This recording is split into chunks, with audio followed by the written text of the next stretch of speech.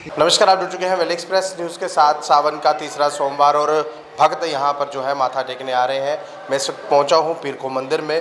प्राचीन जो भोलेनाथ का यहाँ मंदिर है, यानी कि जो भोलेनाथ यहाँ रुद्राक्ष के रूप में प्रकट हुए थे, और एक ऐसी गुफा है जो यहाँ से कश्मीर निकलती है।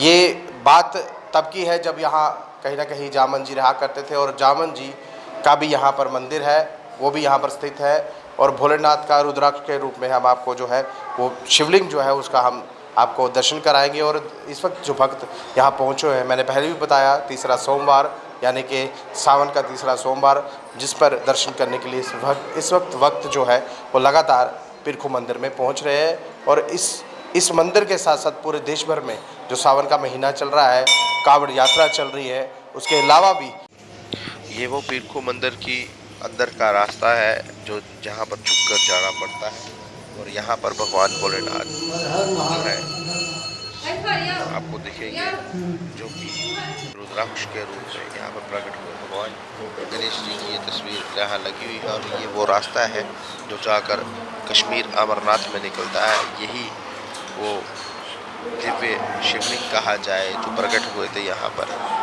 भगवान भोलेनाथ, यहाँ पर रुद्राक्ष के रूप में। और सभी भक्तजन जो है वो देखिए माथा टेकने पहुंच रहे हैं। तीसरा सोमवार सावन का आज, और सभी लोग यहाँ पर श्रद्धा सुमन अर्पित कर कर भगवान को यहाँ उनका आशीर्वाद लेने के लिए पहुंच रहे हैं। अब देखिए ये रुद्राक्ष के रूप में पंडित जी ने हमें बताया कि रुद्राक्ष के रूप में जो है भगवान भोलेनाथ यहाँ प्रकट हुए हैं। चलिए पंडित जी से जानते हैं।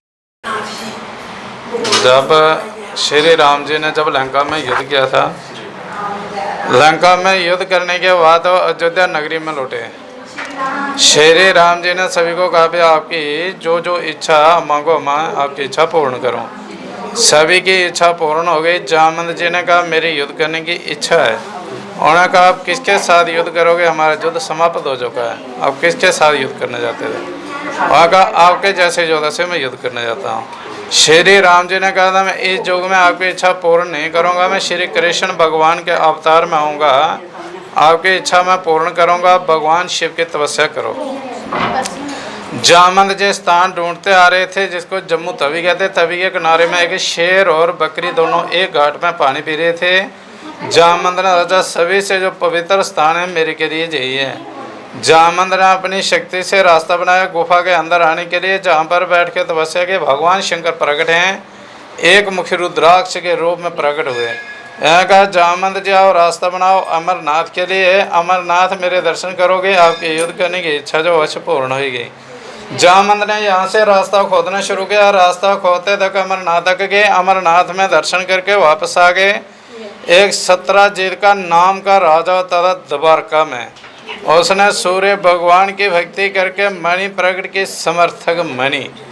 कृष्ण भगवान जी ने कहा, जो आपके काम की मणि नहीं है, ये मणि जब किसी को दान में दो, जब मेरे को दो, मैं लोगों की सेवा करूं। उसने कहा, भक्ति मैंने की, भक्ति करके मैंने मणि हासिल की, मैं ये मणि किसी को नहीं दूंगा। जब सत्राजीत राजा रात को सोया था, उसका छोटा भाई था, उसने अपने भाई के गले से मणि उतारी, अपने गले में पहनकर जंगल में शिकार खेलने के लिए आया, उसको शेर ने मार दिया। शेर मणि लेकर तवी में पानी पीने के लिए आया। शाम के टाइम जामंद गुफा के बाहर ठहर रहे थे। जामंद की निगाह जाके शेर के ऊपर पड़ी। शेर से मणि मांगी। शेर ने कहा, मैंने युद्ध करके मणि हासिल की, आप युद्ध करो, मणि लेकर जाओ। शेर का और जामंद का युद्ध हुआ। जामंद जी ने शेर को मार दिया। जामंद जी मणि लेकर जब वापस आ रहे थे, उनको रास्ते से एक छोटी सी कन्या मिली।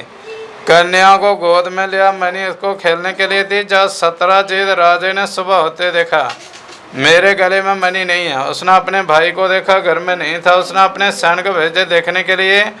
जंगल में सत्राजीत का भाई मरा था और गले में मणि भी नहीं थी। उसने कहा, मेरे भाई को भी श्री कृष्ण जी ने मारा और मणि चुराकर किसी को दीजा अपने पास रखी, जो चोरी का इल्जाम श्री कृष्ण भगवान के ऊपर लगा। कृष्ण भगवान जी द्वारका से मणि की खोज करते आ रहे थे। शाम के टाइम गुफा के बाहर पहुंचे। गुफा के अंदर बहुत ही एक प्रकाश रोशनी आ रही थी। कृष्ण भगवान जी जान चुके मणि यादा गुफा के अंदर है।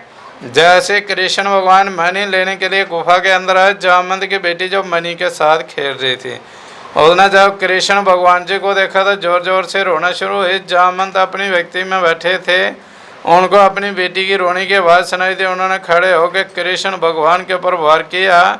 दोनों का युद्ध होते तक 27 दिन तक युद्ध हुआ जामवंत का और श्री कृष्ण भगवान का इस जगह पर।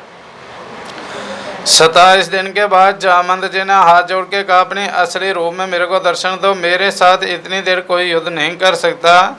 कृष्ण भगवान स्वयं श्री राम के रूप में आए। यहाँ का जो आपको मैंने त्रेता युग में युद्ध करने का वचन दिया, द्वापर युग में मैंने पूर्ण किया। जो आपके पास मणि है, मणि मेरे को दो। मेरे ऊपर 17 जीत राज ने चोरी का इल्जाम लगाया। फिर जामवंत जी ने भगवान शिव को साक्षी मानकर अपनी बेटी की शादी श्री कृष्ण भगवान के साथ करवाई गई। समर्थक मणि उनको दहेज के रूप में दी गई। कृष्ण भगवान द्वारका के मणि जाके 17 जीत को दी। 17 जीत की बेटी थी सत्याभामा, उनके साथ भी शादी की। जामवंत गुफा से अमर हो गए, किसी को नहीं दिखाई दिए। ये सामने जहाँ जाली का दरवाज़ा लगा है, एक गुफा का रास्ता अमरनाथ के लिए जामवंत भगवान जी ने रास्ता बनाया है। जामवंत जी के बाद में इसमें 9 लोग ये थे जो दर्शन करके वापस आ गए। 9 लोगों के बाद में 6 लोग और भी गए, वो अमरनाथ नहीं गए, वापस भी नहीं आए। जो हमारे जम्मू का राजा था, प्रताप सिंह राजा था, उसको मालूम चला गुफा के अंदर कुछ लोग वापस नहीं आए। उन्होंने कहा इस गुफा के अंदर और भी जाने की कोई ट्राई नहीं करे। उसने 2 फुट आगे दीवार लगा दी। उनकी आत्मा की शांति के लिए अखंड ज्योति जगाई है, तब से लेकर अभी तक जलती आ रही है। जामवंत जी ने तपस्या की, भगवान शंकर प्रकट हैं, एक मुखी रुद्राक्ष के रूप में प्रकट हो गए, जामवंत जी को दर्शन दिए। इसलिए इसको कहते हैं जामवंत शिव गुफा। जगह का नाम है पीर खो। पीर का मतलब होता है गुरु, खो माने होती है गुफा। जामवंत जी ने जहाँ आधा त्रेता युग आधा द्वापर युग में पूरी एक युग तक तपस्या की है। पंडित जी इसके साथ साथ 2 गुफाएं यहाँ पर और भी हैं, वो जहाँ पर सामने 2 गुफे हैं। अगर जामवंत ने तपस्या जहाँ पर की है भगवान शिव की, उनकी मूर्ति के आगे स्थापना कराई गई है। उससे नीचे 9 दुर्गा माता जी है। पंडित जी ने बताया यहाँ पर 3 गुफाएं, ये जामवंत जी का मंदिर है जो जामवंत जी भगवान भोलेनाथ को माथा टेक रहे हैं, और ये नवदुर्गा का 9 देवियों का यहाँ पर स्थान है और माँ यहाँ विराजमान है। और इसी गुफा के जरिए हम माता के दर्शन करने के लिए अंदर जा सकते हैं। बहुत ही अद्भुत दृश्य है और बहुत अच्छा मंदिर जो है यहाँ पर है, क्योंकि यहाँ पर यात्रु यहाँ पर आता है, लोकल्स भी जाते हैं। और इस मंदिर में आज के दिन यानी कि आज का दिन है सोमवार, फिर के जो लोग हैं, जो बाहर के श्रद्धालु हैं, वो यहाँ पर माता देखने के लिए आ रहे हैं। बहरहाल ये आपको अगर लाइव दृश्य अच्छे लग रहे हो, अपनी महत्वपूर्ण राय जो है कमेंट बॉक्स में जरूर रखिएगा और इस वीडियो को ज़्यादा से शेयर कीजिएगा। नमस्कार।